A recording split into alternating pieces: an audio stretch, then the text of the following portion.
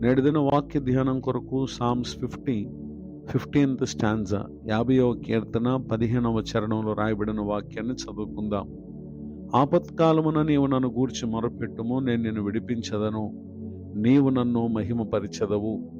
చదవబడిన ఈ వాక్య భాగంలోని దీవెన నా ప్రియులకు మీరు అందరూ పొందుదురుగాక.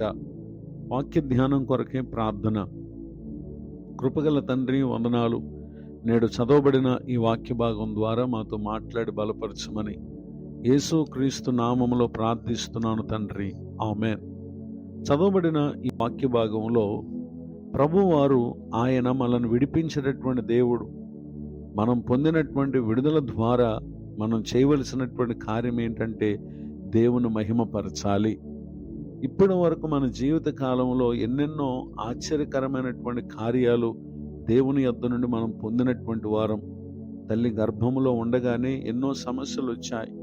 గర్భము నుండి ఈ లోకంలోనికి వచ్చిన తర్వాత ఎన్నెన్నో ఇబ్బందులు, అనారోగ్య సమస్యలు తలెత్తాయి. ఇప్పటి వరకు మనం జీవించినటువంటి జీవిత కాలంలో ఎన్నో అపాయాలు, ప్రమాదాల నుండి మనం తప్పింపబడ్డాం. పలు రీతులుగా మనం ప్రార్థన చేయటం తెలియనప్పుడు మన కొరకు ఎందరో ప్రార్థన చేశారు. విశ్వసించిన తర్వాత మనం కూడా దేవునికి ప్రార్థన చేస్తూ ఉన్నాం.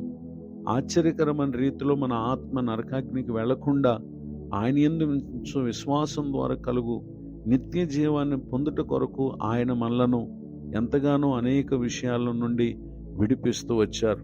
మరి ఇలాంటి కృపకు పాత్రులమైనటువంటి మనం ప్రభువును మహిమపరచడం అనేది మన జీవితానికి ఎంతో ప్రాముఖ్యమైనటువంటి విషయమని దేవుని యొక్క వాక్యం మనకి జ్ఞాపకం చేస్తూ ఉంది. ఆయనకు మహిమ తెచ్చేటటువంటి రీతిలో ఈ లోకంలో బ్రతకటం అది మన జీవితంలో చాలా ప్రాముఖ్యమైనటువంటి సంగతి. ఈ కార్యమును గురించి ప్రభువారు తెలియపరిచినటువంటి మాట ఏంటంటే, gospel of John chapter 15 words 8, యోహాను సువార్త 15వ అధ్యాయం 8వ వచనంలో, మీరు బహుగా ఫలించటం వల్ల నా తండ్రి మహిమపరచబడును. భూమి మీద మన జీవిత కాలమందు దేవుని యొద్ద నుండి పలు మేలులు పొందుతున్నటువంటి మనలను బట్టి ఆయన మహిమపరచబడుతున్నటువంటి దేవుడై ఉన్నారు.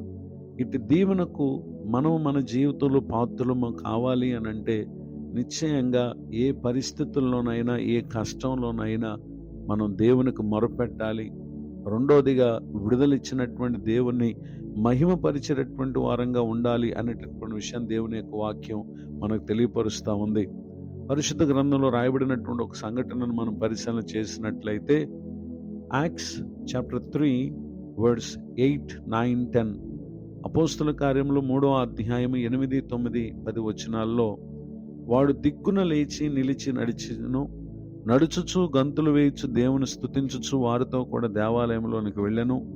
వాడు నడుచుచు దేవుని స్తుతించుట ప్రజలందరూ చూచి శృంగారమున దేవాలయపు ద్వారమునొద్ద భిక్షము కొరకు కూర్చుండిన వాడు వీడే అని గుర్తెరిగి వానికి జరిగిన దానిని చూచి విస్మయముతో నిండి పరవశులైరి. చదవబడినటువంటి ఈ వాక్య భాగంలో పేతురు, యోహానులు పరిచర్య కాలమందు నజరేయుడైన యేసు క్రీస్తు నామమున నడువుము అని వారు ఆ పుట్టినది మొదలుకొని కుంటువాడినటువంటి ఆ మనుషునికి తెలియపరచగా, వాడు పొందినటువంటి మేలును బట్టి చేసినటువంటి కార్యం ఏంటంటే, లేచాడు, నిలిచాడు, నడిచాడు, నడుచుచు గంతులు వేయుచు దేవుని స్తుతించుచు వారితో కూడా దేవాలయంలోనికి వెళ్ళాడు. ఈ మాటలు వింటున్నటువంటి నా ప్రియ సహోదరి సహోదరులు, వాని జీవితంలో శారీర సంబంధమైనటువంటి కుంటితనాన్ని కలిగిన వాడు. మరి మన జీవితంలో అలాంటిది ఒకవేళ ఉన్నా లేకపోయినా ఎన్నెన్నో పరిస్థితులు మన జీవితం మనకు భారంగా చేశాయి. కానీ అట్టి కుంటితనము నుండి నజరేయుడైన యేసు క్రీస్తు ప్రభువారు మన జీవితమును విడిపించిన సంగతి జ్ఞాపకం ఉన్నదా? నాడు విడుదల పొందినటువంటి ఆ వ్యక్తి చేసినటువంటి పనేంటి ఇక్కడ మనం చూసాం. ఈ దినాన మన జీవితంలో కూడా దేవుని స్తుతించుట అనేది గతించినటువంటి కాలంలో ప్రభు మనల్ని విడిపించిన సంగతి జ్ఞాపకం చేసుకుంటూ, రాబోతున్నటువంటి కాలంలో కూడా మనం ఎదుర్కోబోయే పరిస్థితులన్నింటిలో కూడా మనల్ని విడిపించి కాపాడగలిగినటువంటి దేవునికి స్తుతి చెల్లించుట ఇది మన జీవితానికి ఎంతో ప్రాముఖ్యమైనటువంటి పని. కనుక ఆపత్కాలమందు ఆయనను గూర్చి మనం మొరపెట్టినప్పుడు ఆయనను మనల్ని విడిపించారు.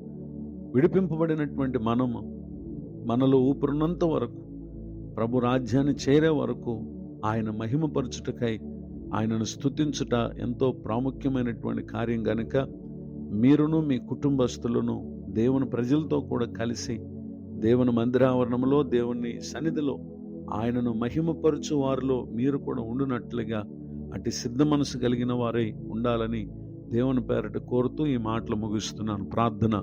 కృపగల తండ్రి, వందనాలు. నేడు విన్న ఈ మాటల ద్వారా మమ్మలను స్తుతించేవారిగా మీరు చేసినందుకు స్తోత్రాలు. ఎన్నెన్నో బంధకముల నుండి మమ్మల్ని విడిపించారు. ఆ సంగతులను మర్చిపోకుండా రాబోతున్న కాలాల్లో మేము ఎదుర్కోబోయే పరిస్థితుల్లో కూడా మీరు మమ్మల్ని కాపాడే దేవుడుగా ఉన్నారు కనుక నేడు నేను మహింపరిచి మా ముందున్న కాలాల్లో మీ వద్ద నుండి పొందవలసిన దీవెనలు మేము పొందుట కృప దయచేయండి. దైవజనులను, వారి కుటుంబాన్ని, సేవా పరిచయం దీవించండి. కృంగిన వారిని, దుఃఖితులను, వేదనలో ఉన్న వారిని ఆదరించండి. నూతన సంవత్సర దయాకిరీటాన్ని పొందిన మా ప్రియులను కూడా దీవించండి. ముందున్న కాలమంతా సమస్త విషయాలతో నడిపించమని యేసుక్రీస్తు నామములో ప్రార్థిస్తున్నాను తండ్రి. ఆమెన్. తండ్రి, కుమార, పరిశుద్ధాత్మ దేవుడితో నడిపించునుగాక. ఆమెన్.